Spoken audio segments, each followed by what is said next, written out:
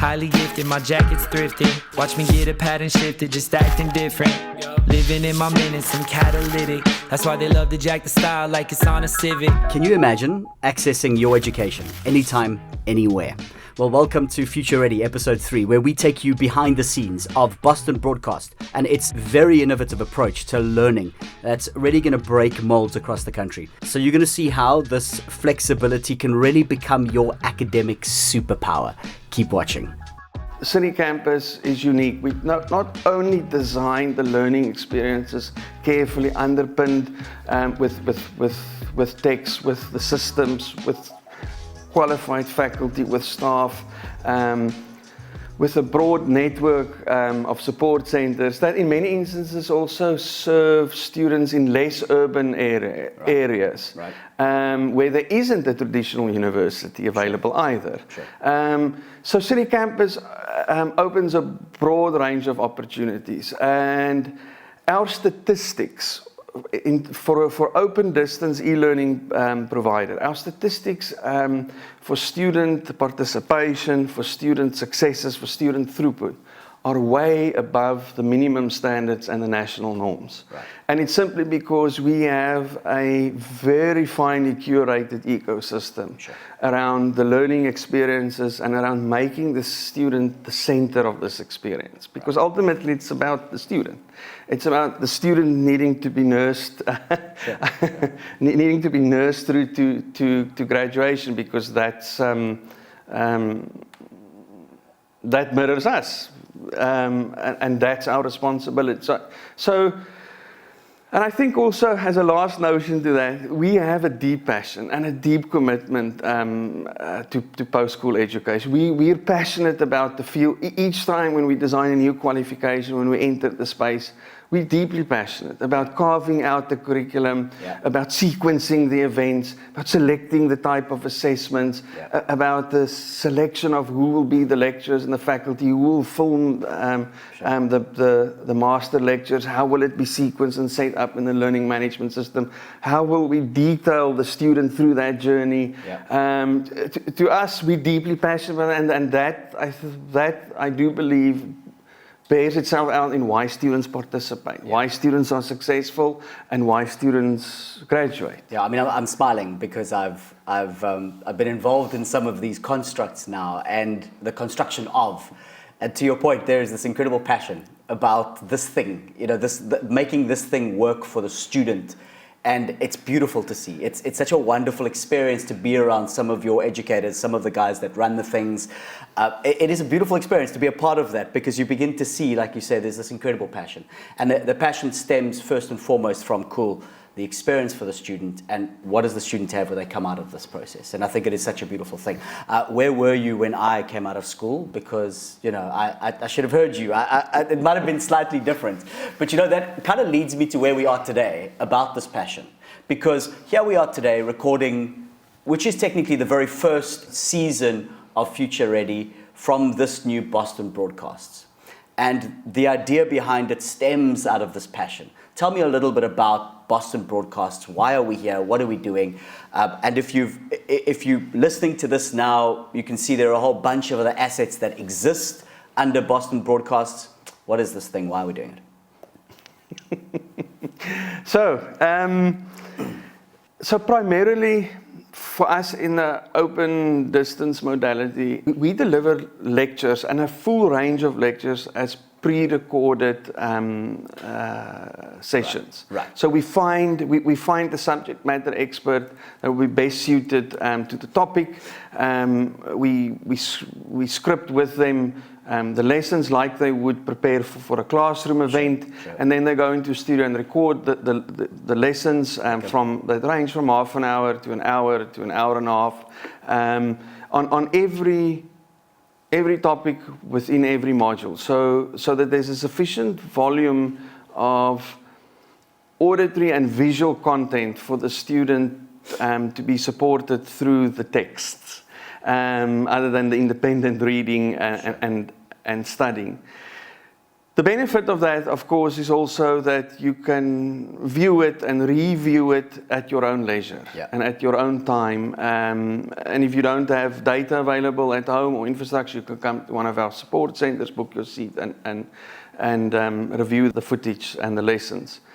But key to that is that opportunity for repetition. And key to that is the opportunity to be able to also catch up if I've fallen behind. Potentially if I this week did not study because I was involved in other pressing family or work commitments, then it means there is a moment, all my lessons are there, I can now go through them. Watch them on Sunday.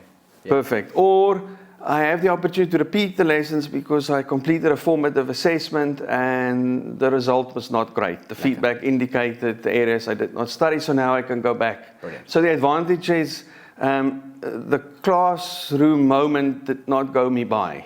Yes, and I mean, we've all had this, right? We sat in a lecture and we walk out of the lecture and we go, what was that? That hour and a half, I can't remember a thing, right? I had a few too many beers the night before and now I can't remember a thing. So to your point, I can watch it again and again and again and again. It stuck with me and then I'm good. Right? It's there. Yeah.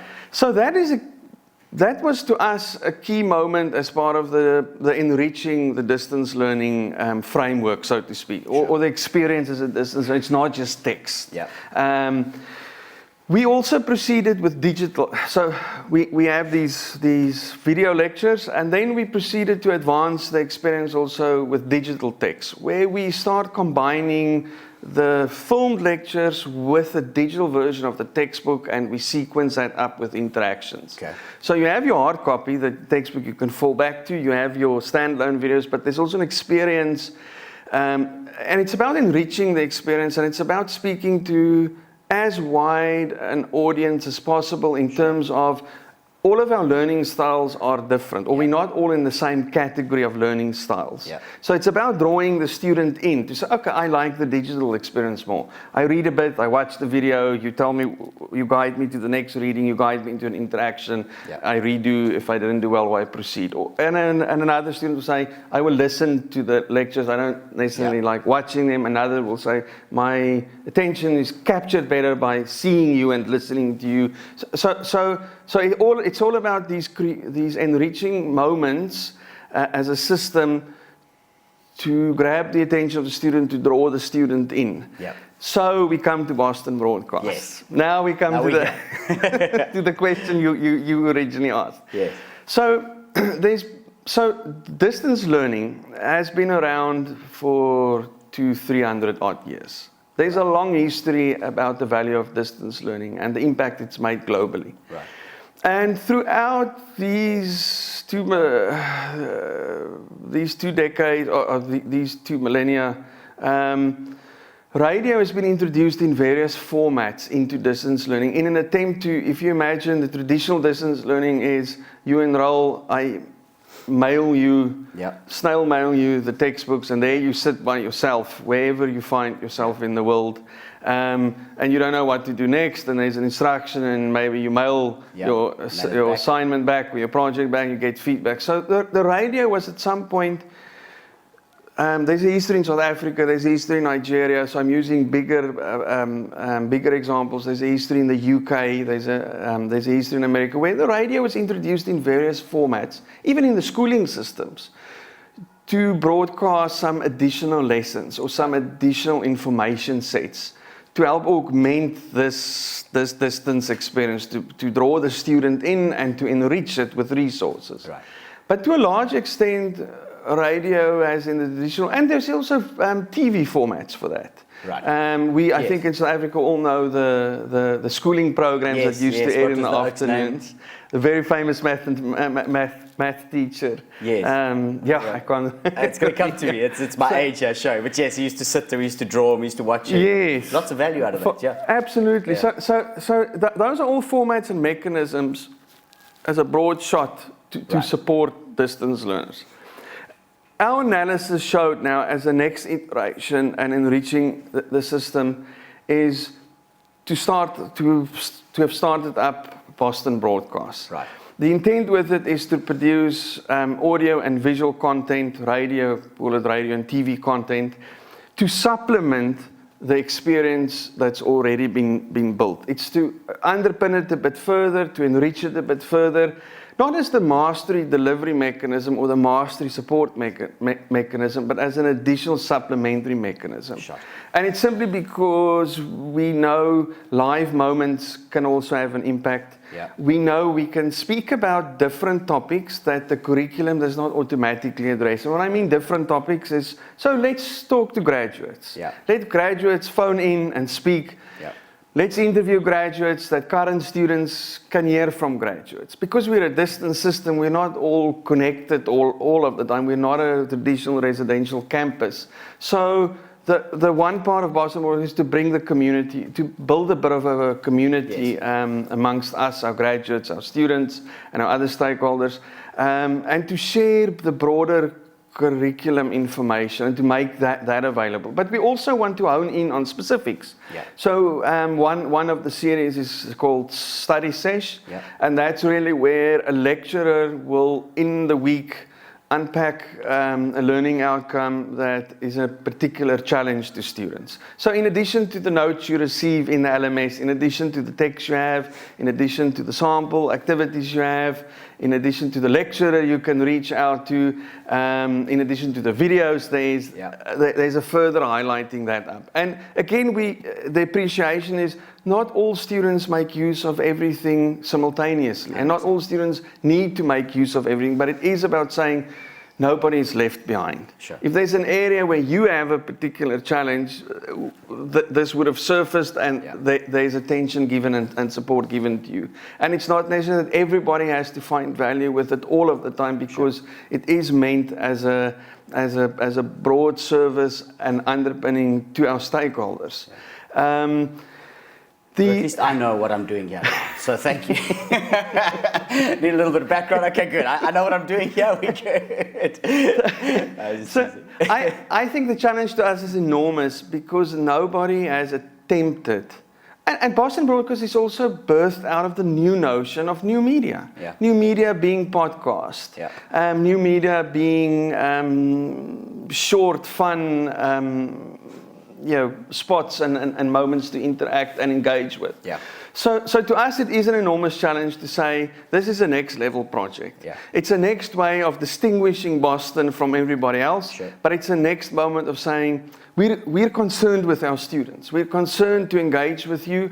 We're concerned to also make the open distance e-learning experience fun. Yeah. Because it's not all just hard content and hard topics, it's also the morning show that you're going to put up, and there's competitions. And it's also a moment for the distance learners to be further enriched, that we can have interviews with employers, with industry, to talk about the jobs they have, and to talk about the difficulties they have finding graduates, or difficulties in the skills they don't see in graduates, that we take the information, but students can hear from industry themselves. This is what's happening in a particular area, in a particular business, that they can hear that first-hand accounts, and it's not, and it comes from the institution. So to an extent, it is a quality-assured set of information they receive. Yeah. We're a trusted and reliable source, and we'll keep that at heart in whatever we produce and air. Yeah. Exciting project. The last area that's key to Boston Broadcast is, I also am of the understanding that, and it's again about thinking of the student. When we design the curriculum, thinking of who the student is. Many of our students, because we're open distance learning, we provide access to higher ed for many students who don't have traditional routes for access. They don't have the funding, they don't meet the grades for the seats, the limited seats that's available in contact programs. Yeah. We provide them as the alternative access to higher education.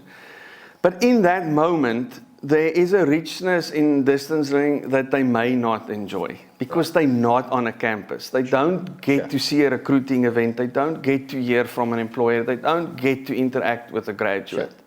They also don't get to form richer pieces of information about the things they're studying. And what I mean by that is, so I'm studying logistics now. I've never understood it. I've never heard the topic before. I'm enrolled in a qualification because I get there's a demand for it. Yep. There's been a map around my aptitudes and this. And now I open the first book on logistics and man alive, what's this even about? What is this thing? And this is just lessons. So part of Boston Broadcast is to then say, we'll host a series of discussions and interviews around logistics in order to form a richer understanding of what it is you're studying and why you're studying it. Right. And ultimately, as an attempt also to help keep you motivated, to say, you're not interested today in watching the lectures. You just don't feel it, but maybe you want to listen a bit. Love it. To what we're saying about industry.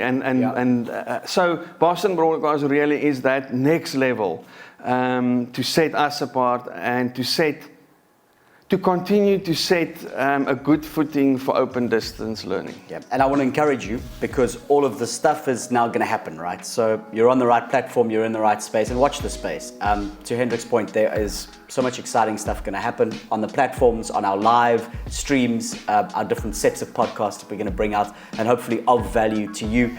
And also the feedback loop, understanding what you want, what you like, and this is why we're here. So we're very excited about that project.